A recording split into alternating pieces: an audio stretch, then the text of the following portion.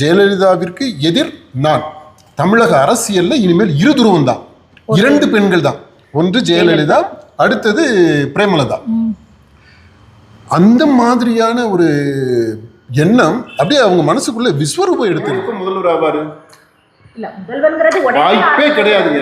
இல்ல விஜயகாந்த் அவரு இந்த அலையன்ஸுக்கு போயிட்டாரு பாத்தீங்களா. 2011 அலையன்ஸுக்கு போனதுன்றது strategically politically he made a blunder that is irreversible. கட்சியை டோட்டலா ஒண்ணும் இல்லாம ஆக்குனதுக்கு காரணம் இந்த 2011 விஜயகாந்த் தோல்வியுற்ற அரசியல் தலைவர். அதனால அவருடைய காலத்திலேயே அந்த ஓட்டு கம்ப்ளீட்டா செறிஞ்சு போயிடுச்சு. அதனால பிரேமலதாவால ஓட்டு போயிடும் அப்படின்றதால அல்ல. விஜயகாந்துக்கு இருந்த ஓட்டு இவருக்கு குறையல. விஜயகாந்துக்கு சேர்றதும் சேராதும் இவங்களை பொறுத்த மட்டும் இல்லை பெரிய தீர்மானமா இருக்கலாம். மற்ற கட்சிகளை பொறுத்த மட்டும் இல்லை இது வந்து it is not significant party any longer. அதனால இவங்க இல்லாமலே கூட கூட்டணிகள் செயல்பட முடியும். தேமுதிக இன்றைக்கு யாருக்கும் அவசியமான கட்சியால இல்லை. கருணாநிதி தவமாக ஆண்களுக்கு நம்ம அட்ரிபியூட் பண்ணக்கூடிய கேரக்டரிஸ்டிக்ஸ் இருக்குதுல்ல, கொஞ்சம் தன்னம்பிக்கையோட நிமிர்ந்து நிற்கிறது அப்படின்றதே ஆண்களுக்குரியது அப்படின்னு பார்க்கக்கூடிய சமூகம் இது. அந்த இது எல்லாத்தையும் சேலஞ்ச் பண்ணக்கூடிய விதத்தில் அவங்க நிற்கக்கூடிய அந்த தோரணை, ஒரு ஆண்மகன் ஆண்மை அப்படின்னு சொல்லக்கூடிய அந்த ஆளுமை அவங்களுக்கு இருக்கு. சில சமயங்கள் அந்த உளவியல் ரீதியாக சொல்றதுன்னா கொஞ்சம் டாம்பாயிஷ் அப்படின்றது மாதிரி கூட சொல்லலாம். ஆனால் அதையும் தாண்டி இப்போ இந்த ஆண்களுக்குரிய குணம் பெண்களுக்குரிய குணம் அப்படின்றதெல்லாம் போயிடுச்சு. அப்படியெல்லாம் நம்ம ஜெண்டர் இது பேஸ் பண்ணி எல்லாம் ஆட்ரிபியூட்ஸை சொல்றதுன்ற காலம்லாம் மலையேறிடுச்சு.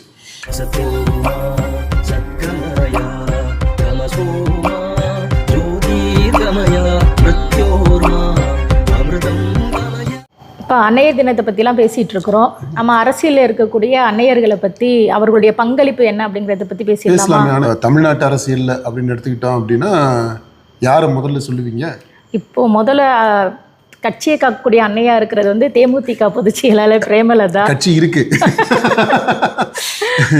ஒரு காலத்தில் எப்படி இருந்த கட்சி இன்னைக்கு இருக்கு. இப்போ அவங்க தான் வந்துட்டு ஒரு அன்னையா இருந்து அந்த கட்சியை வந்து வழி நடத்திட்டு இருக்கிறாங்க. அந்த தேமுதிக கட்சி அவங்களுடைய ஒரு தலைமை பங்கு எப்படி இருக்கு அப்படிங்கிறத பத்தி பேசல. ஏன்னா இந்த சமீபத்தில் கூட அவங்களுடைய பொதுக்குழு செயற்குழு கூட்டம் எல்லாம் நடந்துச்சு. அதுல மகனுக்கு ஒரு பதவி கொடுத்துருக்குறாங்க, தம்பிக்கு பொருளாளர் பதவி கொடுத்துருக்குறாங்க. சிறப்பாக அந்த மாநாடு மாதிரி அந்த பொதுக்குழு நடந்துச்சு. அதனால இவங்களை பற்றி பேசுறது சரிதான். அவங்களுடைய ஆளுமையை பற்றி என்ன நினைக்கிறீங்க? முதல்ல அவங்க ஒரு குடும்ப தலைவியா ஒரு அன்னையா எப்படி செயல்பட்டாங்க அப்படின்றத பற்றி சொல்ல. ஏன்னா உங்களுக்கு அந்த இதுல எல்லாம் நான் அவங்களோட பழகக்கூடிய வாய்ப்பெல்லாம் வந்து எனக்கு தனிப்பட்ட முறையில் கிடைச்சிருக்கு. ஒரு தாய் அப்படின்னா அவங்க வந்து ஒரு சிறந்த தாயா, தேமுதிக கட்சியில நான் இல்லை, கட்சியில இல்லை, அவங்க தொலைக்காட்சியில வந்து நான் பணியாற்றிருக்கிறேன். அவங்க வந்து ஒரு தாயா ஒரு குடும்ப தலைவியா வந்து ஒரு ஆளுமையில சிறந்து விளங்குனாங்கன்னா சொல்லணும். ஒரு 2 பிள்ளைங்களை அவங்க வளர்த்துருக்கிறத வச்சு பார்க்கும்போதே நிச்சயமா நம்ம சொல்ல முடியும். ஒரு குடும்ப தலைவியாக ஒரு அன்னையாக 2 அழகான அருமையான பிள்ளைங்க மகன்களுடைய தாயா ரொம்ப சிறப்பாக செயல்பட்டுருக்காங்கன்னு தான் நம்ம சொல்லணும். ஏன்னா 2 பேரையுமே நல்லா வளர்த்துருக்குறாங்க. பிள்ளைங்களை வளர்த்தது மட்டும் இல்லாமல் அவருடைய கணவரை வந்து தன்னுடைய மகனாவே, அதாவது அவங்களுக்கு விஜயகாந்த் அவர்களுக்கு வந்து தாய் இல்லை, ஒரு தாயாவும் இருந்து அவரை வந்து நல்ல கண்ணுக்குள்ளே வச்சு நல்லாவே பார்த்துக்கிட்டாங்க. ஒவ்வொரு உடம்பு சரியில்லாதப்பையும் சரி முன்னாடி இருந்துமே அவங்கள வந்து அவரை நல்லா பாதுகாத்து ஒரு தாய் மாதிரியே அவங்கள வந்து பார்த்துக்கிட்டாங்க. ஒரு உடல் நலம் இல்லாமல் இருக்கிற டயத்தில் அவங்க ரொம்பவே கவனிச்சுக்கிட்டாங்க. அது பாராட்ட வேண்டிய விஷயம்தான். இப்போ ஒரு நல்ல ஒரு மனைவிக்கு எடுத்துக்காட்டாக அவங்க இருந்தாங்க. சரி, அல்ல அது மாதிரி ஒரு குடும்ப தலைவி, ஒரு அம்மா, ஒரு தாய்ங்கிறதுல அவங்களுடைய ஆளுமை வந்து ஒரு சிறந்த பணியாக தான் இருந்துச்சு. ஆமாம், குடும்பத்தில் அவங்களுடைய பங்களிப்பு ஒரு தாயாக அவங்களுடைய ரோலை நம்ம அப்ரிஷியேட் பண்ணுறோம், பாராட்டுறோம். அது ஒரு எடுத்துக்காட்டான ரோல் மாடல் அப்படின்னு கூட நம்ம சொல்லலாம். ஆனால் அரசியலில் அவங்களுடைய ஆளுமை எப்படி இருந்திருக்கு, அவங்களுடைய பயணம் எப்படி இருந்திருக்கு அப்படின்றது பற்றி எனக்கு தனிப்பட்ட அளவில் நிறைய விமர்சன பார்வைகள் இருக்குது. ஆனால் நீங்கள் அவங்களோட பழகிறதுக்கு வாய்ப்பு கிடைச்சிருக்குது. அவங்களுடைய சேனலில் கேப்டன் டிவியில் பணியாற்றிருக்கிறீங்க, பல வருடங்கள் பணியாற்றிருக்கீங்க, ஒரு பயணியராக இருந்திருக்கிறீங்க. அந்த விதத்தில் உங்களுடைய கருத்துக்கு மாறுபட்டதாக என்னுடைய கருத்து இருக்கும்னு நினைக்கிறேன். அதனால் நீங்கள் என்ன நினைக்கிறீங்கன்றத முதல்ல சொல்லிட்டீங்கன்னா நல்லாயிருக்கும். இல்லை, அவங்க ஆளுமையாக ஒரு சரியான முடிவெடுத்தாங்களா தவறான முடிவெடுத்தாங்களாங்கிறது அதை பற்றி விமர்சனங்கள் எல்லாருக்குமே இருக்கும். ஆனால் அவங்க வந்து முதல்ல எடுத்தோடனே வந்து கட்சி ஒரு அடிப்படை உறுப்பினராக தான் இருந்தாங்க. எல்லாமே அப்படிதான் ஆரம்பிக்கும்.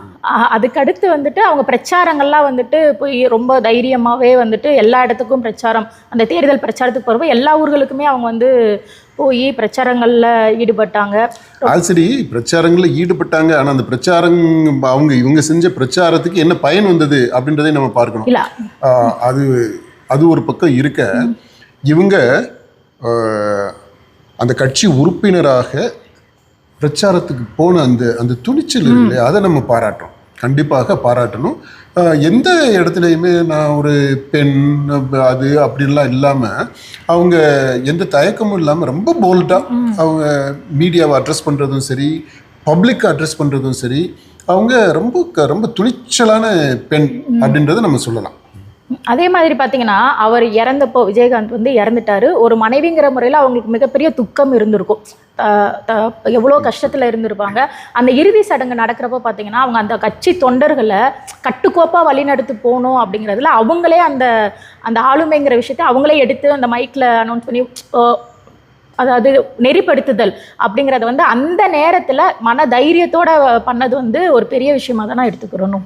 ஆமாம், அதான் வந்து அந்த சிச்சுவேஷனை கட்டுக்குள்ள வச்சுக்கிட்டு அவங்களோட சொந்த துக்கத்தையும் தாண்டி அவங்க அதில் அவங்க ப்ளே பண்ண அந்த ரோல் ரொம்ப அதுவுமே கவனிக்கத்தக்கது, பாராட்டப்பட வேண்டிய ரோல் தான்.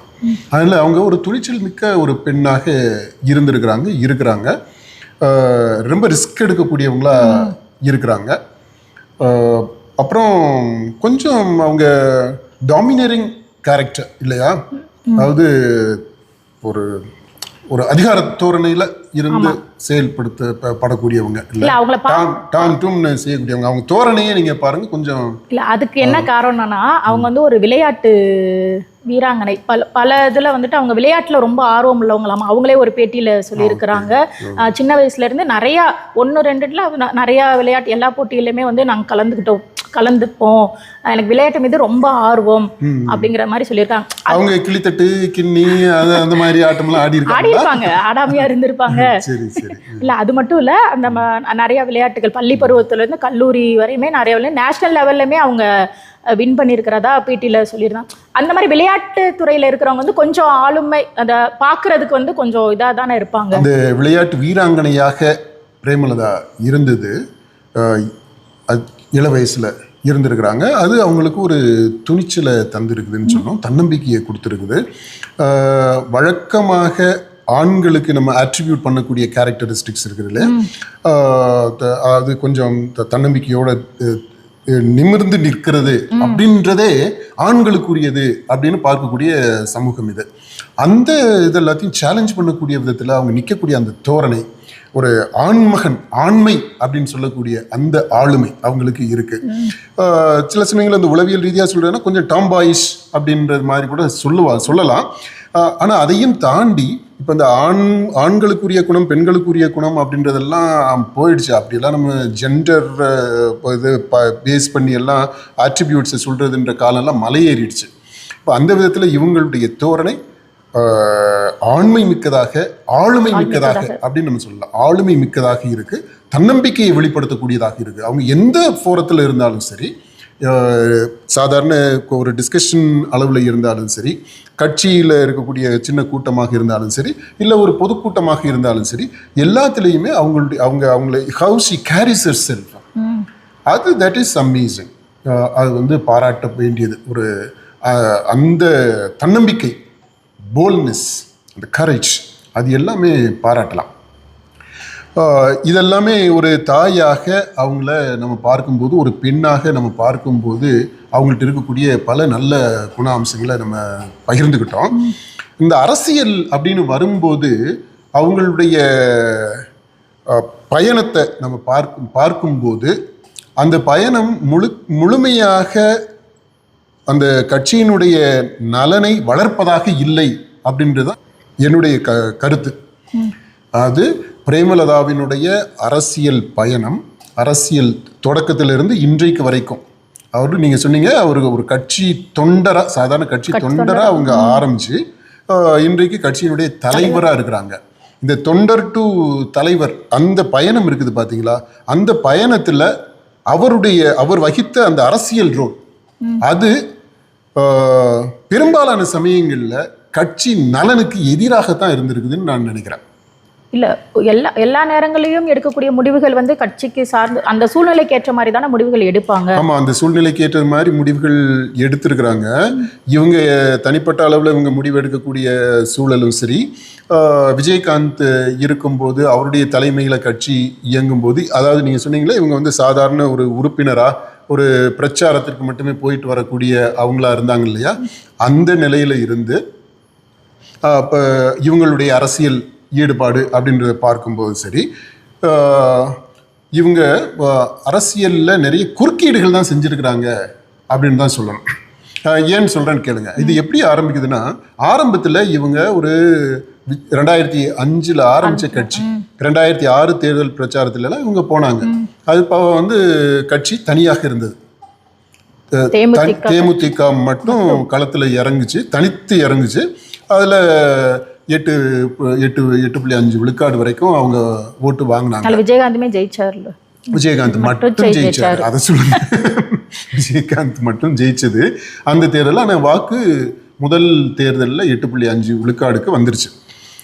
அடுத்து ரெண்டாவது அந்த 2009 நடந்த அந்த தேர்தல், அது நாடாளுமன்ற தேர்தல். அந்த நாடாளுமன்ற தேர்தலையுமே இவர் துணிச்சலாக தனியாக தேர்தலில் நின்னார்.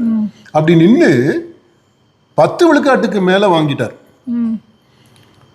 அதாவது நாடாளுமன்ற தேர்தலில் தனித்து நின்று எப்படி இப்போ தேசிய அளவில் 2 அணிகள் மோதிக்கிட்டு இருக்கும்போது இவர் இன்னும் ஆரம்பித்தவர் போயிட்டு அது 8.5 விழுக்காடு வாங்கின ஒரு கட்சி சட்டமன்ற தேர்தலில் இவர் போய் தனித்து நின்னது. அந்த தேமுதிக 10 விழுக்காட்டுக்கு மேலே வாங்கினாங்க. இதுக்கு அப்புறம் தான் நான் நினைக்கிறேன் இந்த பிரேமலதாவினுடைய குறுக்கீடுகள் ஆரம்பிக்குது. அது முக்கியமாக இந்த 2011 தேர்தலில், அதாவது தேசிய அளவில் நடந்த அந்த நாடாளுமன்ற தேர்தலையே 10 விழுக்காடு தனிச்சு நின்று வாங்கியிருக்குது அப்படின்னா மக்கள் மத்தியில் கண்டிப்பாக செல்வாக்கு இருக்கு அப்படின்றது உறுதியாகுது. அது ஓரளவுக்கு உண்மையும் கூட தான். 10 விழுக்காடுன்றது it's not small number. 2011 Jayalalithaa கூட சேர்ந்து அந்த தேர்தலை சந்திக்கிறாங்க. சட்டமன்ற தேர்தலில் சந்திச்சு அதில் நல்ல வெற்றி, அது அதிமுகவும் வெற்றி அடையுது, தேமுதிகவுமே 29 எம்எல்ஏஸ் ஜெயிக்கிறாங்க. ஜெயிச்சு அவங்க எதிர்கட்சியாக போனாங்க இல்லையா, அங்கே தான் பிடிச்சது தேமுதிகவுக்கு சனி. எப்போ இவர் ஜெயலலிதாவை எதிர்த்து எதிர்கட்சி தலைவராக அந்த சட்டமன்றத்தில் போய் உட்கார்ந்தாரோ அப்போவே பிரேமலதாவுக்கு இது கொஞ்சம் வேலை செய்ய ஆரம்பிச்சிடுச்சு. என்னன்னா, ஓகே ஜெயலலிதா இங்கே இந்த பக்கம் அவங்களை எதிர்த்து நிற்கக்கூடிய கட்சி தேமுதிகவில் விஜயகாந்த் அப்படின்னா விஜயகாந்தினுடைய மனைவி, அவங்களுக்கு அரசியலில் ஈடுபாடு இருக்குது, பிரச்சாரத்துக்கெல்லாம் போயிருக்கிறாங்க. அப்போது இவங்களுக்குள்ள என்ன ஆயிடுதுன்னா, ஜெயலலிதாவிற்கு எதிர் நான். தமிழக அரசியலில் இனிமேல் இருதுருவம் தான், 2 பெண்கள் தான், ஒன்று ஜெயலலிதா, அடுத்தது பிரேமலதா. அந்த மாதிரியான ஒரு எண்ணம் அப்படியே அவங்க மனசுக்குள்ள விஸ்வரூபம் எடுத்துருது.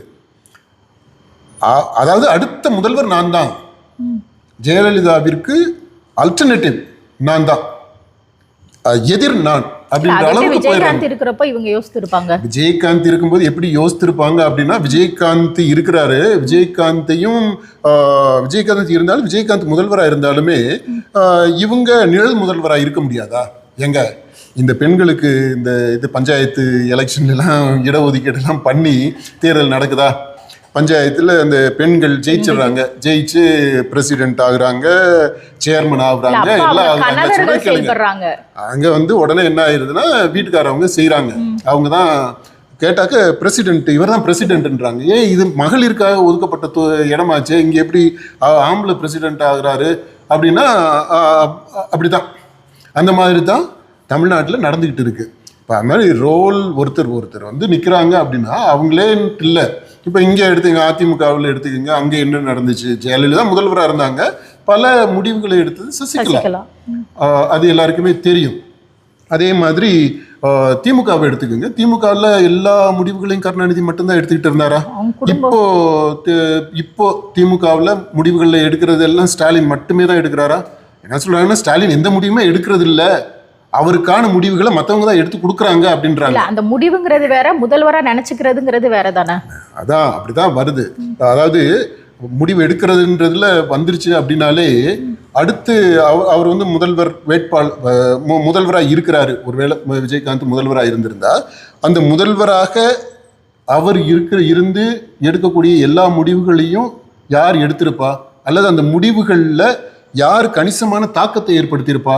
அப்போ ஆட்சி யாருடைய ஆட்சியாக இருந்திருக்கும்? யாருடைய எண்ணப்படி, யாருடைய விருப்பப்படி, யாருக்கான ஆட்சியாக அது இருந்திருக்கும்? இந்த கேள்வியெல்லாம் கேட்டோம்னா நான் சொல்கிற அதனுடைய லாஜிக் என்னன்னு நம்ம புரியும். இப்போ அந்த மாதிரி இவங்களுக்குள்ள அப்படி ஒரு எண்ணம் ஏற்பட்டுருச்சு. அடுத்து அதனால தான் நீங்கள் பாருங்கள், முதல்ல 2011 எதிர்கட்சி தலைவராக விஜயகாந்த் இருக்கிறாரு. இப்போ அடுத்தது ஜெயலலிதாவுக்கு மாற்றா பிரேமலதா வரணும் அப்படின்னா, அடுத்த முதல்வர் அவங்க வரணும்னா இப்போ விஜயகாந்த் முதல்வர் ஆகணும், ஜெயலலிதா தோற்கடிக்கப்படணும். எப்படி தோற்கடிக்கிறது? அப்போ சட்டமன்ற தேர்தலில் தேமுதிக தனிச்சு நிற்கணும். அதை தான் மக்கள் நல கூட்டணி பண்ணுது. அவருடைய தலைமையில் விஜயகாந்த் முதல்வர் வேட்பாளராக அறிவிக்கப்பட்டு ஒரு சில்லறை கட்சிகள்லாம் சேர்ந்து விஜயகாந்த் எதிர்கட்சியாக இருந்து 29 எம்எல்ஏ கைவசம் வச்சிருக்கிறவர், அப்போது மக்கள் வந்து ஓட்டு போட்டுருவாங்க, இப்போ வந்து முதல்வர் ஆக்கிடுவாங்க அப்படின்ற ஒரு எதிர்பார்ப்பு. அந்த முடிவை எடுக்கிறதுக்கு முன்னாடி நீங்கள் பார்த்தீங்கன்னா அந்த டயத்தில் கருணாநிதி தவமாக கிடந்தார். வந்துருவார், இந்த நழுவிருச்சு பழம், அதில் வந்து வழக்கமாக என்ன சொல்லுவோம்னா பழம் நழுவி பாலில் விழுகிறது அப்படின்னு சொல்லுவோம். அந்த மாதிரி அப்படின்னு உதாரணம் சொல்லுவோம். இங்கே என்ன நடக்குதுன்னா இந்த பழம் நழுவிக்கிட்டே இருக்குது. நழுவுன பழம் பாலில் வந்து விழுகிறதுக்கு எத்தனை செகண்ட் ஆகும் இல்லை? ஸோ அந்த மாதிரி எல்லாம் கருணாநிதி வெயிட் பண்ணி இருந்து அந்த நெகோசியேஷன்ஸில் எல்லாத்துலேயுமே ரொம்பவும் இன்வால்வ் பண்ணுது, அதை குழப்படி பண்ணுது. அது ரொம்ப முக்கியமான ஒரு காரணியாக ஆளாக இருந்தது பிரேமலதா. அது நிச்சயமாக சொல்ல முடியும். இந்த 2016 தேர்தலில் விஜயகாந்த் எடுத்த முடிவு, அது தேமுதிகவினுடைய நலனை முன்வைத்து பார்க்கும்போது அது சரியான முடிவு இல்லை. அந்த சரியில்லாத முடிவை எடுத்ததுக்கு முக்கியமான காரணம் என்னை பொறுத்த மட்டும் பிரேமலதாவினுடைய குறுக்கீடு. இப்போ இந்த தேர்தலே வேற விதமாக யோசித்து பார்க்கலாம். இப்போ 2009 10 விழுக்காடுக்கு மேலே வாங்கியிருக்கு தனிச்சு நின்று நாடாளுமன்ற தேர்தலில். 2011 அதிமுக கூட ஜெயலலிதா கூட கூட்டணி வச்சு 29 எம்எல்ஏக்கள் இருந்தாலும் அவங்களுக்கு வந்த வாக்கு விகிதம்னு பார்த்தோம்னா, அந்த கட்சி ஆரம்பிச்ச உடனே முதல் பொது தேர்தல் நடந்துச்சு இல்லையா, சட்டமன்ற தேர்தல் 2006 தேர்தலில் வாக்கு வாங்கினதை விட கொஞ்சம் கம்மியாக வாங்கியிருக்கிறாங்க. அதை விட அதிகமாக்கல, நாடாளுமன்றத்தை விட அதிகமாக்கி இருக்கணும், ஆனால் அப்படி வாக்கு அதிகமாக வாங்கலை. அது ஏறத்தாழ அதே வாக்கு, அதாவது 2006 சட்டமன்ற தேர்தலில் வாங்கினா அதே வாக்கு வாங்கியிருக்கிறாங்க. ஒருவேளை விஜயகாந்த் அதிமுக கூட கூட்டணி சேராம 2011 தனிச்சு நின்றிருந்தா வேற மாதிரியான ரிசல்ட் வந்திருக்குன்றது என்னுடைய அனுமானம். 2006 8.5, 2009 நாடாளுமன்ற தேர்தலில் 10.2. அந்த ட்ரெண்டு கண்டிப்பா அப்வர்டா போயிருந்திருக்கும். அப்போ 2011 அவருடைய வாக்கு குறைஞ்சது ஒரு 15 to 18% வரைக்கும் வந்திருக்கும். அப்படிப்பட்ட சூழ்நிலையில் இப்போ 2016 அவங்க வந்து தனிச்சு அவருடைய தலைமையில் ஒரு அணி ஃபார்ம் பண்ணியிருக்கிறாங்க அப்படின்னா அது வெற்றி வாய்ப்பை நோக்கி போகக்கூடிய அணியாக கூட இருந்திருக்கும். அப்ப கூட்டணி வைக்காம திருப்பி 2011 கூட்டணி வைக்காம, அதாவது அதிமுக திமுக கூட கூட்டணி வைக்காம தனிச்சே நின்று அந்த தனித்து நின்று நான் வளர்றேன். இப்ப சீமான் போராடிட்டு இருக்கிறார் பாத்தீங்களா. இப்ப சீமானுக்கு நிறைய சிக்கல் இருக்கு. ஏன்னா அவரு அந்த விவாதத்துக்குள்ள இப்ப நம்ம போக வேண்டாம். இப்ப நம்ம தேமுதிகவை பற்றி மட்டுமே பேசுவோம். இப்ப அந்த மாதிரி அவர் தனிச்சு நின்று அந்த வளர்ச்சி மேல் நோக்கி போகுது அப்படின்றத நிறுவி இருந்தா 2016 மக்களுக்கே இவர் மேல ஒரு நம்பிக்கை வந்திருக்கும். இப்ப 2016 சொதப்புனதுக்கு காரணமே அந்த நம்பிக்கை மக்களுக்கு வரல. இவங்க கூட்டணியில இருந்த அந்த கட்சி தலைவர்களுக்கு இருந்துச்சு. வைகோ முதற்கொண்டு எல்லாருமே விஜயகாந்தை வந்து முதல்வர் வேட்பாளரா சொன்னாங்க. ஆனா முதல்வர் ஆகிருவாங்க நம்பிக்கை அவங்களுக்கு இருந்திருக்குமா? நம்பிக்கை இருந்ததுனால தானே சொல்றாங்க, நம்பிக்கையோட போறாங்க. ஏன்னா அவங்க கணக்கு எப்படின்னா 29 எம்எல்ஏ இருந்து எதிர்கட்சியா இருந்தவர், எதிர்கட்சி அப்போ ஆளுங்கட்சியா வரும் அப்படின்ற கணக்கு. அது ஒர்க் அவுட் ஆகல, மக்களுக்கு அந்த நம்பிக்கை வரல. ஏன்னா நீங்க 29 எம்எல்ஏ ஜெயிச்சது ஜெயலலிதா போட்ட பிச்சை. அதிமுகவை அண்டி போய் நீங்க நின்னதுனால உங்களுக்கு வந்துச்சு. ஏன்னா வாக்கு விகிதம் குறைஞ்சிருக்கு. தனிச்சு நீங்க வாங்கினதை விட இங்க வந்து வாக்கு குறைஞ்சிருக்கு. உடனே நீங்க அந்த நம்பர் ஆஃப் தொகுதிகளில் கண்டெஸ்ட் பண்ண தொகுதி குறைஞ்சிருந்துச்சு, அதனால வாக்கு விகிதம் குறைஞ்சிச்சு அப்படின்றீங்க. ஆனா அதை ஏற்றுக்கொள்ள முடியாது. ஏன்னா அடுத்தடுத்த தேர்தலில் நீங்க பாருங்க, அவங்க இதை விட அதிகமான சீட்டுகள் எல்லாம் நின்னுமே கூட அந்த வாக்கு விகிதத்தை எட்டவே முடியல. இல்ல அப்பயே வந்துட்டு கூட்டணி வச்சதுல விருப்பம் இல்ல, அத மக்களுக்கும் சரி தொண்டர்களுக்கும் சரி அந்த விருப்பம் இல்லாதங்கிற ஒரு பேச்சு வந்து அடிபட்டுச்சு 2011 பயங்கர இழுபறி. விஜயகாந்துக்குமே அந்த கூட்டணியில வந்து ஒரு இழுபறியோட தான் அந்த கூட்டணியே ஒரு அமைஞ்சிச்சு. அப்ப பண்டுட்டி ராமச்சந்திரன் இருந்தாரு, எல்லாரும் ஒரு வற்புறுத்தலும் காரணமாக அந்த கூட்டணி அமைஞ்சிச்சுங்கிறதுலாம் அந்த இது இருக்கு. அதுவே அப்படி போய் ஆனா இவங்க இந்த அம்மா என்ன பண்ணிட்டாங்க, பிரேமலதா இது அவங்களுக்கு மைண்டுக்குள்ள போய் வேலை செய்ய ஆரம்பிச்சிருச்சு. எதிர்கட்சி அந்தஸ்து ஜெயலலிதாவுக்கு எதிரணியில அவங்களுக்கு எதிரா ஈக்குவலா இருக்கிறது மாதிரி அப்படி ஒரு நினைப்பு அவங்களுக்கு வந்துருச்சு. அது ரொம்பவே அவங்கள பாதிக்க ஆரம்பிச்சிருச்சு.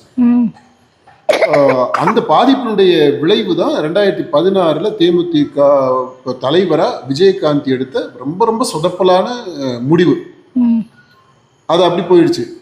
2016 அப்புறம் அடுத்த தேர்தல் கூட்டணிகளில் பிரச்சனை வந்துடுது. அவருமே உடம்பு சரியில்லாமல் போயிருது. இடையில வந்துட்டு நிறைய பேர் கட்சியில இருந்து அந்த டைம்ல தான் விலகி போனாங்க. முக்கியமான பொறுப்புல இருந்தவங்கலாம் விலகி போய் தனியா மற்ற கட்சிகளை சேர்ந்தது அதெல்லாம் வந்து நடந்துச்சு. ஏன் இப்போ ஈரோடு தொகுதி எம்எல்ஏவா இருக்கிறவர் அந்த டைம்ல தான் போனாரு. அவரு தேமுதிகல இருந்து ஜெயிச்சவர். ஆமா, எம்எல்ஏவா இருந்தவர். அவரு அந்த டைம் அந்த 2016 உடன்பாடு இல்ல அப்படின்னு தான் போனாரு. நிறைய பேர் அப்படி பிரிஞ்சு போயிடுறாங்க. அதுக்கு அடுத்தடுத்து பாத்தீங்கன்னா அவருக்கும் உடல் நலம் இல்லாம போயிடுச்சு. உடல் நலம் இல்லாம போன உடனே நேச்சுரலாவே என்ன ஆயிருது, ஆட்டோமேட்டிக்கா பிரேமலதாவுடைய கை ஓங்க ஆரம்பிச்சிருது கட்சிக்குள்ள. அப்புறம் அவரு பொருளாளர் ஆகிடுறாரு. அவங்க பொருளாளர் ஆனதே பல பேருக்கு பிடிக்கல. ஏன்னா ஏற்கனவே பொருளாளர் இருந்தவர் நல்லா தான் செஞ்சுக்கிட்டு இருந்தாரு, நல்ல பேர் வாங்கிட்டு இருந்தாரு, விஜயகாந்துக்கு ரொம்ப நெருக்கமாக இருந்தவர். அவர் உடல்நலம் பாதிப்பு அப்படின்றத ஒரு காரணமா வச்சுட்டு இவங்க பொருளாளருக்கு வந்துட்டாங்க. அடுத்து பொருளாளரை வந்ததோட நிறுத்திடாம அடுத்து அவருடைய உடல் நலம் குறைய எல்லா முடிவுகளுமே இவங்க தான் எடுக்கிறாங்க. அவங்க எடுத்த முடிவுகள் எல்லாம் தேர்தலை ஒட்டி நீங்க பாருங்க. அந்த அலையன்ஸ் யார் கூட போறது, எத்தனை சீட்டுல இது பண்றது அப்படின்ற அது எல்லாமே டோட்டலாவே ஏதோ ஒரு அதாவது தேர்தலில் முன்வைத்து வேற ஒரு எதிர்பார்ப்போட இவங்க இந்த டீலிங்ஸ் எல்லாம் பண்ணாங்களோ அப்படின்ற எண்ணம் வரத்தான் செய்யுது. அது மக்கள்கிட்ட எல்லார்ட்டையுமே இருக்கு. இதை வந்து எவ்வளவு அதாவது தேர்தலில்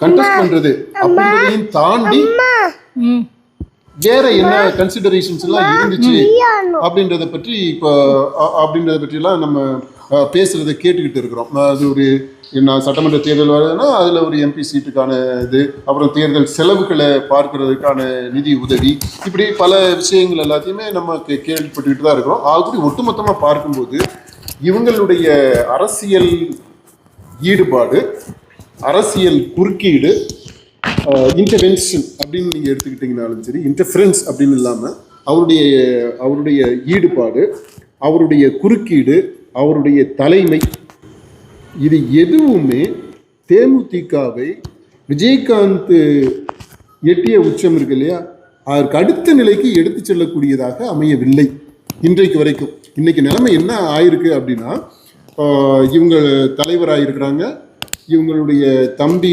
பொருளாளர் ஆயிட்டாரு, இவங்களுடைய பையன் இளைஞர் அணியினுடைய செயலாளர் ஆயிட்டாரு. அப்படி பார்த்தா 3 முக்கியமான போஸ்ட் இவங்க குடும்பத்துக்குள்ளேயே இருக்கு. ஒரு குடும்ப கட்சியா சுருங்கி இருக்கு. சரி, மக்கள் மத்தியில் இதுக்கு வாக்கு வங்கி எவ்வளவு இருக்கு அப்படின்னு பார்த்தோம்னா 0.5 0.5 விழுக்காடு அந்த அளவில் தான் சுருங்கி போய் இருக்கு. இதிலிருந்து மீண்டு இவங்க வந்து இந்த நடக்க போகிற தேர்தலில் என்ன மாதிரியான தாக்கத்தை ஏற்படுத்த முடியும், யாரு கூட இப்போ அலையன்ஸுக்கு போவாங்க அப்படின்றதெல்லாம் சஸ்பென்ஸாக வச்சுருக்காங்க. ஜனவரி மாதத்தில் தான் சொல்லுவாங்களாம், அந்த பொதுக்கூட்டம் நடக்கும்போது சொல்லுவான் அப்படின்னு இருக்கிறாங்க. இவங்க சேர்றதும் சேராதும் இவங்களை பொறுத்த மட்டும் இல்லை பெரிய தீர்மானமாக இருக்கலாம், மற்ற கட்சிகளை பொறுத்த மட்டும் இல்லை இது வந்து it is not significant party any longer. அதனால இவங்க இல்லாமலே கூட கூட்டணிகள் செயல்பட முடியும். தேமுதிக இன்றைக்கு யாருக்கும் அவசியமான கட்சியாக இல்லை, எந்த அணிக்கும் தேவையில்லை. ஒருவேளை வரப்போற இந்த 2026 தேர்தல் 3 அணிகளுக்கு இடையிலான போட்டியாக வரும்போது, அதாவது திமுக அணி, அதிமுக அணி, இவருடைய தலைமையில தாவேகா விஜய் தலைமையில ஒரு அணி அப்படின்னு வந்து, அப்புறம் இவர் வேற இருக்கிறாரு நாம் தமிழர் சீமான், அவங்க ஏதாவது உங்களை சேர்வாரா அப்படின்னு தெரியல. ஒருவேளை இந்த 3 ஸ்ட்ராங்கான மும்முனை போட்டியாக இருக்கிற பட்சத்தில் ஒருவேளை இந்த தேமுதிகவுடைய அந்த 0.5 விழுக்காடு ஒரு முக்கியமான ரோல் பிளே பண்ணலாம். ஏன்னா ஒரு ஓட்டு தானே வெற்றி தோல்வியை தீர்மானிக்கக்கூடியதாக இருக்கு, ஒரு ஓட்டு வித்தியாசம் தானே. அதனால அப்படி டைட் காம்படிஷன் வரும்போது இந்த 0.5 விழுக்காடு அப்படின்றது ஒரு முக்கியமான சிக்னிஃபிகண்ட் இதாக வரலாம். ஆனால் இப்போதைக்கு தேமுதிக இல்லாமலே இந்த தேர்தல் நடந்தாலும் எந்த விதமான தாக்கமும் இந்த அரசியல் களத்தில் இருக்காது அப்படின்ற ஒரு நிலையில தான் இந்த கட்சி இருக்கு. நீங்கள் சொன்னீங்க அவங்க ஒரு தலைவராக ஆளுமையாக எடுத்த முடிவுகள் வந்து கட்சி ரீதியாக எடுத்த முடிவுகள் தவறாக இருக்குது அப்படின்னு சொல்லி சொன்னீங்க. தவறுன்னு இல்லை, அதாவது அந்த கட்சியை அடுத்த கட்டத்துக்கு நகர்த்தி செல்லக்கூடியதாக இல்லை அப்படின்னு சொன்னீங்க. ஆனால் விஜயகாந்துக்கு இருந்த மாஸ் பிரேமலதாவுக்கு இல்லை. அவரை ஏற்றுக்கிட்டு கட்சிக்கு வந்தவங்க பிரேமலதாவை தலைவராக ஏற்றுக்கிட்டு தொடர்ந்து இருக்க மாட்டாங்கல்ல. அதாவது விஜயகாந்த் அந்த மாஸ் அப்பீல் அவங்களுக்கு இல்லாமல் இருக்கலாம். ஆனால் நீங்கள் 2005 ஆரம்பித்த கட்சிங்க, விஜயகாந்த் எப்போ இறந்தாரு? இல்லை, அவங்க கட்சியில் உறுப்பினர்களாக இருக்கிறவங்க தான். அதாவது எப்படின்னா ஒரு 2 வருஷம் 3 வருஷத்துலேயே ஓரளவுக்கு எந்த கட்சியை எடுத்துக்கிட்டிங்கனாலும் அந்த ஓட்டு வங்கி, வாக்கு வங்கி அப்படின்றது கன்சாலிடேட் ஆகும். ஒரு கட்சியை ஆரம்பித்து அந்த செயல்பாடுகள் முடித்து விடப்படும் போது அந்த வெண்ணெய் திரண்டு வர்றது மாதிரி கட்சியினுடைய வாக்கு வங்கியும் ஓரளவுக்கு திரண்டு வந்து சாலிடிஃபை ஆகிடும், ஃபிக்ஸ்ட் ஆகிடும், மோர் ஆர் லெஸ் ஸ்டேபிள் ஆகிடும், ஸ்டெடி ஆகிடும். அதுக்கு மேலே அந்த வாக்கு வங்கி அப்படின்றது கூடுறது கொஞ்சம் கூடும் கொஞ்சம் குறையலாம் அந்த தேர்தல் இஷ்யூஸை பொறுத்த மட்டும். அப்புறம் இவங்களுடைய நிலைப்பாடு எப்படி இருக்குது அப்படின்றத பொறுத்து இந்த கட்சி சேராதவங்க அவங்களுடைய ஓட்டு வரும். இந்த கட்சிக்குன்ட்டு ஓட்டு அப்படின்னு பார்த்தா அந்த அளவுக்கு தான் இருக்கும். இப்போ விஜய் கட்சி ஆரம்பிச்சிருக்கிறாரு அப்படின்னா அவருக்கு இருக்கக்கூடிய அந்த வாக்கு வங்கி அப்படின்றது இன்னும் ஒரு 2-3 வருஷத்துல அவர் ஒரு தேர்தல் 2 தேர்தலில் அடுத்தடுத்து வர்றதை பார்த்துட்டாரு அப்படின்னாலே அது கன்சாலிடேட் ஆகிடும், உறுதி ஆகிடும். அப்படிதான் அது இன்னைக்கு வந்து அன்டெஸ்டடா இருக்கு. சீமானுடைய வாக்கு நீங்க பாருங்க, அது வந்து ஏறத்தாழ இப்ப 8 விழுக்காட்டு அந்த அளவுல தான் இருக்கு. ஏறுமுகத்துல இருந்தாலும் ரொம்ப ஸ்லோ ப்ராக்ரஸ், அது 8 விழுக்காடுக்கு இப்போ வந்திருக்கு. ஓகே, அது மிஞ்சி போனால் அடுத்து எங்கே போகலாம், ஒரு 10க்கு போகலாம், 12ன்னு போகலாம். ஏதாவது ட்ரமாட்டிக்காக ரேடிக்கலாக எதிர்பார்க்க அன்எக்ஸ்பெக்டடாக ஏதாவது நடந்து அந்த அரசியல் சினாரியோவை கம்ப்ளீட்டாக மாறும்போது அப்போது எப்படி ஆகும்னு நம்ம சொல்ல முடியாது. ஓகே, அந்த மாதிரி தான் இப்போது தேமுதிகவை பொறுத்த மட்டும் இல்லை, அந்த வாக்கு வங்கி அப்படின்றது ஓரளவுக்கு உறுதியாயிடுச்சு. அந்த கோர் ஓட்டு அப்படின்றது, அந்த கோர் ஓட்டே என்ன ஆயிடுச்சு, விஜயகாந்த் இருக்கும் போதே செதஞ்சு போயிடுச்சு, டோட்டலா செதஞ்சிடுச்சு. இல்ல அதுக்கு அவர் உடல்நிலைக்கு தான் காரணம். எது உடல்நிலைங்கிறது காரணம் தானே. இல்ல உடல்நிலை காரணம் அப்படின்னா, இப்போ அவர் இறந்த பிற்பாடு எவ்வளவு பேர் பேசுறாங்க பாருங்களா. விஜயகாந்த் வந்து பெரிய உதாரணமா சொல்றாங்க. அரசியல்ல அவர் பெரிய முத்திரை பதிச்சுட்டாரு, வெற்றிகரமான அரசியல் அப்படின்றாங்க. வெற்றிகரமான அரசியலே இல்ல, அது வந்து ஒரு இட்ஸ் a failed politics, தோல்வியுற்ற அரசியல். அது அது போய் விஜய்க்கு உதாரணமா சொல்றாங்க. உண்மையிலே ஒரு சரியான அனாலிசிஸே இல்லை. அரசியல் தெளிவு இருந்தா விஜயகாந்த் ஒரு வெற்றிகரமான அரசியல்வாதி, திரைப்படத்திலிருந்து திரைத்துறையில இருந்து அரசியலுக்கு வந்து வெற்றி அடைந்தவர்கள் அப்படின்றது மாதிரியான ஒரு பிம்பத்தை கொடுக்கறதுன்றது வந்து சரியில்லை. அவர் வந்து ஒரு தோல்வியுற்ற அரசியல் தலைவர். அதனால அவருடைய காலத்திலேயே அந்த ஓட்டு கம்ப்ளீட்டா செஞ்சு போயிடுச்சு. அதனால பிரேமலதாவால ஓட்டு போயிடும் அப்படின்றதால அல்ல. விஜயகாந்துக்கு இருந்த ஓட்டு இவருக்கு குறையல, விஜயகாந்துக்கே ஓட்டு இல்லை. அந்த உண்மையை நம்ம புரிஞ்சுக்கணும். அதாவது தேமுதிகவை பொறுத்த மட்டும் கோர் ஓட்டு அப்படின்னு சொல்லிட்டு தேமுதிகவில் இல்லை, அது விஜயகாந்த் இருக்கும் போதுமே அந்த ஓட்டு இல்லாம போயிடுச்சு. அதுதான் இப்ப பிரேமலதாவுக்கு பெரிய சேலஞ்ச். இவங்களுடைய தலைமையில இனி வரக்கூடிய ஒவ்வொரு ஓட்டுமே இது பிரேமலதாவுக்காக வர்ற ஓட்டாக அவங்களுடைய தலைமைக்கு கிடைக்கக்கூடிய அங்கீகாரமாக இருக்கும். டிவியில தெரியும்டா. நீங்க சொன்னீங்க இந்த மும்முனை போட்டிங்கிறது வர்றப்போ தேமுதிகவோட ரோல் வந்து கொஞ்சம் பிளே ஆகும் அப்படிங்கிற மாதிரி சொன்னீங்க.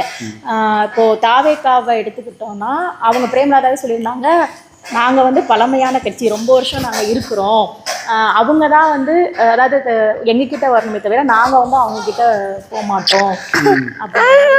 சரி, பழமையான கட்சியா இருந்து என்ன சாதிச்சிருக்கிறாங்க? விளக்குமாறு, பழைய விளக்குமாறு என்ன ஆகும்? ரொம்ப பழமையான விளக்குமாறு இருந்துச்சுன்னா என்ன ஆகும்? கூட்டுமா? போயிடும். அந்த லெவல்ல தான் இருக்கு. ரொம்ப பழசு புது விளக்குமாறுனா நல்ல கூட்டம். அதனால நாங்க பழமையான கட்சி, அதனால நாங்க வந்து இப்போ என்னவா அதனால என்னவா பழுத்து இத என்ன சாதிச்சிருக்கிறாங்க இவங்க? இல்ல சாதிச்சாங்கன்னு இல்லப்பா, இவங்க வந்து ஒரு முதல்வர் வேட்பாளராகவே களத்துல போட்டியிட்ட கட்சி. அதாங்க சொல்றேன், முதல்வர் வேட்பாளரா போட்டியிட்டு என்ன நடந்துச்சு? இருந்த வாக்கும் போச்சு. 8% இருந்துச்சு 2011 7.88, அதாவது 8 விழுக்காடு ஓட்டு இருந்துச்சு. அதுக்கு முதல்ல 2009 10.2 விழுக்காடு இருந்துச்சு. அதுக்கு முதல்ல 2006 8.5 விழுக்காடு 8.5 விழுக்காடு இருந்துச்சு. அது என்ன ஆச்சு? இவர் முதல்வர் வேட்பாளர்னு சொன்ன உடனே எங்க போய் நின்றுச்சு? தேமுதிக வாக்கு எவ்வளவு 2016 2.5 கூட கிடையாதுங்க. எங்க போச்சு அப்ப அந்த 10%? அந்த 8% எங்க போச்சு? இவர் முதல்வர் வேட்பாளர் சொன்னதுனால போயிடுச்சு. அப்ப என்ன ஆச்சு? மக்கள் டோட்டலா அவரை நிராகரிச்சுட்டாங்க. அப்ப அதனாலதான் நான் சொல்றேன், 2011 இவங்களுக்கு கிடைச்ச அந்த வெற்றின்றதே, அந்த எம்எல்ஏன்றதே வாக்கு விகிதத்தை பொறுத்த மட்டும் இல்ல, அவங்க வாங்கினது கம்மி. முதல் பாயிண்ட். ரெண்டாவது, நீங்க எம்எல்ஏ கணக்கை காட்டுறீங்க, 29 எம்எல்ஏ, இவர் வந்து எதிர்கட்சி தலைவர்ன்றீங்க இல்லையே. அவர் எதிர்கட்சி தலைவர் ஆனதே ஜெயலலிதா போட்ட பிச்சைங்க. நான் திரும்ப அந்த தான் சொல்லிக்கிட்டு இருக்கேன். இவருக்கு கிடைச்ச 29 எம்எல்ஏஸ்ன்றது அதிமுக கொடுத்தது, ஜெயலலிதா. அதிமுக இல்ல, ஜெயலலிதா கொடுத்தது. அது எப்படி சொல்ல முடியும்? அந்த நேரத்துல அவங்க திமுகவோட பேர்ல திமுக தானே ஜெயிச்சிருக்கும். தேமுதிகவோட ரோல் அந்த நேரத்துல வந்து மிக முக்கியமான ரோல பாக்க. சொல்றதை கேளுங்க, எப்படி இருந்தாலுமே என்ன ஆயிருக்கும்? அதே % தானே ஆயிருக்கும். அவர் எப்பங்க தலைவரா இருப்பாரு? ஜெயலலிதா இல்லாட்டி கருணாநிதி. ஓகே, 2011 இங்கிட்டு வந்திருந்தாருன்னா கருணாநிதி முதல்வராக இருப்பாரு. இவர் என்ன ஆயிருப்பாரு? ஒரு எம்எல்ஏக்களை வச்சிருப்பாரு. இதே நிலைமை தான் இருந்திருக்கும். ஆமா, ஆனா அந்த ஓட் பேங்க் இது வந்து திமுகன்னு ஆயிருக்கும். இங்க அதிமுகவுக்கு பதிலாக அந்த ஆனா இல்லாம இங்க திமுகன்னு ஆயிருக்கும். கடைசியில எங்க பார்த்தாலும் இதுவுமே இப்போ திமுக இல்லாம இவர் என்ன பண்ணிருக்க முடியும்? அந்த 8% தான் வந்திருக்க முடியும். அந்த 8% இப்ப சரி விடுங்க, அதை விடுங்க. 2011 அப்படி ஆகி போயிருச்சு. 2016 அப்ப என்ன ஆயிருக்கணும்? இந்த 8%ன்றது இந்த 10%ன்றது ஒரு 12 ஆயிருக்கணுமா? இல்ல, அதான் தவறான கூட்டணிங்கிறது அந்த முடிவு தான். அப்ப என்ன ஆச்சு சொல்றேன் கேளுங்க. தவறான கூட்டணினா என்ன அர்த்தம்? இல்ல, அது திமுக இவங்களுக்கு ஓட்டு எதுவுமே இல்ல. திமுகவோட தேமுதிக கூட்டணி வச்சிருந்தா திமுக அந்த நேரத்துல ஜெயிச்சிருக்குல்ல. இங்க பாருங்க, திரும்பவும் அதாங்க. இப்ப இந்த விஜயகாந்த்ன்றவர் யாரு? வெற்றியை தீர்மானிக்கக்கூடிய இடத்துல வெற்றியை தீர்மானிக்கக்கூடியவரா இவர் இருந்துகிட்டு இவருக்கு என்ன ஆகுது? இவர் தொண்டர்களுக்கு என்ன ஆகுது? இந்த கட்சிக்கு என்ன ஆகுது? கட்சிக்கு ஒரு என்ன ஆகும்? இவர் எப்ப முதல்வர் ஆவாரு? இல்ல, முதல்வர்ங்கிறது வாய்ப்பே கிடையாதுங்க. இல்ல, விஜயகாந்த் அவரு இந்த அலையன்ஸுக்கு போயிட்டாரு பாத்தீங்களா? 2011 அலையன்ஸுக்கு போனதுன்றது strategically politically he made a blunder. That is irreversible. கட்சியை டோட்டலா ஒண்ணும் இல்லாம ஆக்குனதுக்கு காரணமே இந்த 2011 விஜயகாந்த் வச்ச கூட்டணி. அந்த கூட்டணி வச்சு கட்சி இது வந்து 2ஆம் நிலையில் இருக்கக்கூடிய கட்சி, 2ஆம் தர கட்சி. நான் வந்து கிங் மேக்கரா இருப்போம். ஓகே, இவங்க ஜெயிக்கிறதுக்கு இங்கே ஓட்டு போடலாம், இவங்க ஜெயிக்கணும்னா இங்கே போய்க்கிறோம், நீங்க யார் அதிகமான பணம் கொடுக்குறீங்களோ அங்கே நாங்கள் போய்க்கிறோம், எங்க ஓட்டு அங்கே போகும் அப்படின்றது. கடைசி என்ன ஆயிடுச்சு? 2016 உனக்கு ஓட்டு இல்லைப்பா டோட்டலா, அதனால நீ இங்கே போனாலும் சரி அங்கே போனாலும் சரி ஒன்றும் நடக்க போறது இல்லை அப்படின்னா ஆகி போயிடுச்சு. அதாவது டோட்டலா அப்படியே டிஸ்மாண்டில் பண்ணி விட்டது மாதிரி ஆயிடுச்சு கட்சியை. 2016 தேமுதிகவுடைய முடிவு எழுதப்பட்டு விட்டது. அதுக்கப்புறம் நடக்கிறதெல்லாம் கொசுறு.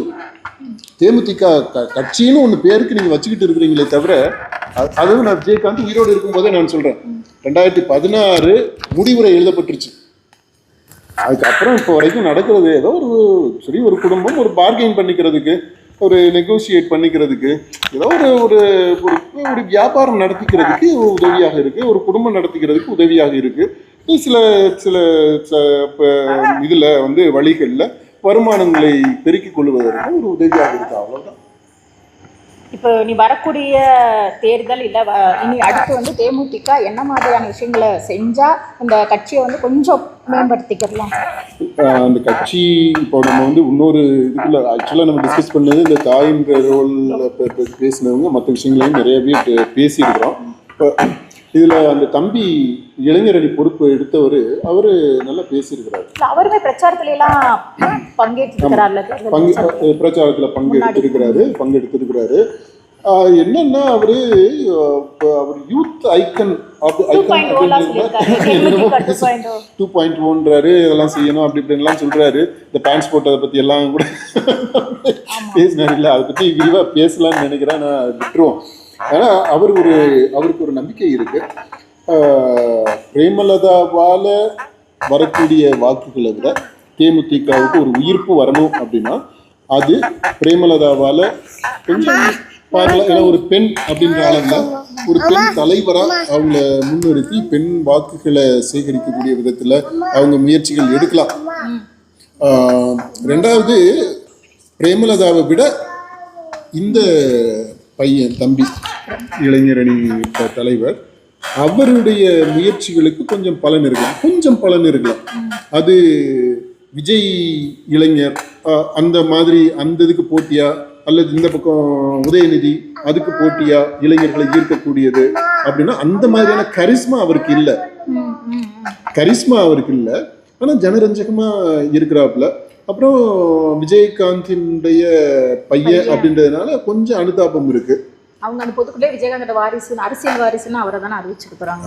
அரசியல் வாரிசுன்னு நீங்க சொல்றீங்க. ஆனா விஜயகாந்த் இருக்கும்போதே கட்சி கலைஞ்சு போச்சு, கட்சி இல்லாம போயிடுச்சு, தேஞ்சு போயிடுச்சு. புதுசா ஒரு கட்சியை, அதாவது அடிமட்டத்திலிருந்து கட்சியை உருவாக்கிட்டு வர்றது மாதிரி தான். ஒரு விதத்துல சொல்ல போனா ஒரு புதுசா ஒரு கட்சியை தொடங்கினா எப்படி இருக்கணுமோ அந்த மாதிரி ஒரு நிலையில தான் இருக்கு.